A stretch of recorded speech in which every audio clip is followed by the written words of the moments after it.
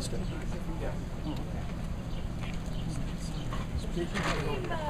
All right.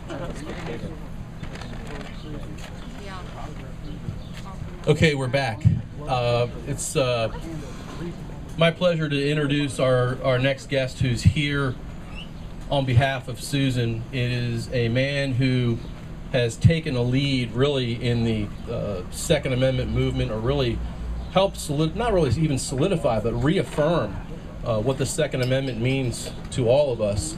And probably didn't see it coming, but has become really the centerpiece of the Second Amendment legislation impacting legislation and legal holdings here in the United States.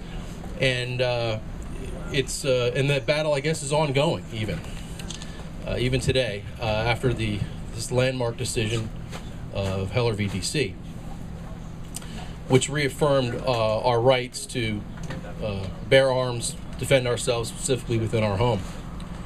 And it is my great pleasure to be here with this fine, upstanding American who has led this charge, and that charge continues even after this decision. The anti-gun folks in D.C. and the mayor have tried to put even more restrictions in there, and it's basically what all law-abiding gun owners fear, is over-legislating this issue and really enacting legislation to not keep people safe, but enacting legislation that really ultimately only serves to restrict law-abiding gun owners of their constitutional rights.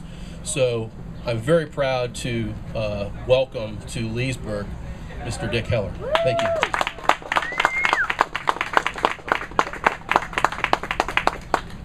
Thank you, thank you. I'll see if I can manage here. I am probably one of the poorest impromptu speakers you'll ever meet. But boy, when it's over, I think Susan Stimpson is going to say, I write one heck of a good speech. Let's see if I can do this. I'm pleased to be here to support Susan Stimpson for Lieutenant Governor for a number of reasons. The first reason, got that picture? Absolutely. Did you get to? The first reason is I personally am a member of the Virginia Citizens Defense League. And Susan is a favored child of that organization.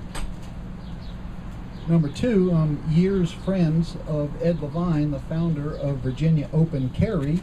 So that's the second reason. And he's here putting this event together, and he's a strong supporter of Susan. I guess what I like to do is sort of tell a little bit of a timeline, and you're seeing my punchline picture. I forgot about that. The timeline started in 1976. I moved into D.C. I didn't know it was like a third world country at the time. They sort of they have no use for the Constitution, and they absolutely, as you probably have figured out by now, they despise the Second Amendment. So with no constitutional foundation, they just sort of whimsically make laws up as they go along. So when I moved in July of '76, right away I bought my first work of art, I call it, and this was my first firearm and my first major work of art. Isn't that beautiful? I could describe this in feminine and masculine details, but that's not the purpose today. So a few weeks later, right after I purchased it, brand new, the city passed a law and said that I had to throw my firearm in the dipsty dumpster. And with a stroke of a pen, the Second Amendment was just stricken from DC's version of the Constitution. And with a stroke of a pen, I was an instant criminal. And that's, in my opinion, and the opinion of probably most people here, not why we elect a government. I refuse to throw it away, I refuse to register it, and I refuse to turn it in. And I like to say, sometimes, Pilgrim, you just gotta know what you stand for. And that's why I think Susan is such a great candidate. She knows what she stands for. She's grounded in the Constitution. She continues to return more of her constituents' paychecks every year by lowering taxes and shrinking county government. So if we jump ahead and skip the story to the year 2007, it was now time, and I attempted to register my banned handgun and was rejected by the city, so I was harmed, and now I could file a lawsuit against the city. In 2008, the Heller 1 case was heard by the Supreme Court, and Justice Scalia wrote and read the opinion, and he started off with, "We're not here today to erase the Second Amendment from the Constitution." Relief. I knew we won something. And he ended it with, "The Second Amendment is a fundamental, enumerated individual right for all citizens." So when deranged criminals kill people in theaters or schools, the power mad blame the gun owners that refuse to live on their government plantation. Well, Susan does not even believe in the government plantation.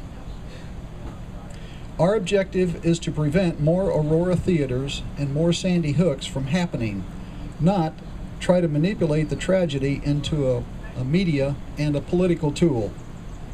Our side has morality in our platform. We want to truly protect the children. And when the left says the same thing, I say, prove it. Lock up the criminals. I don't see that happening enough. You just got to know what you stand for. We need to arm the good guy citizens. We can only dream of this in D.C., but Susan Stimpson stands for constitutional carry.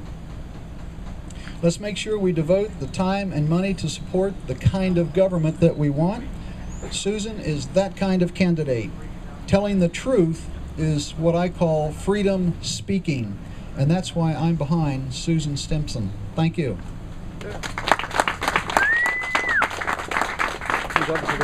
Thank you.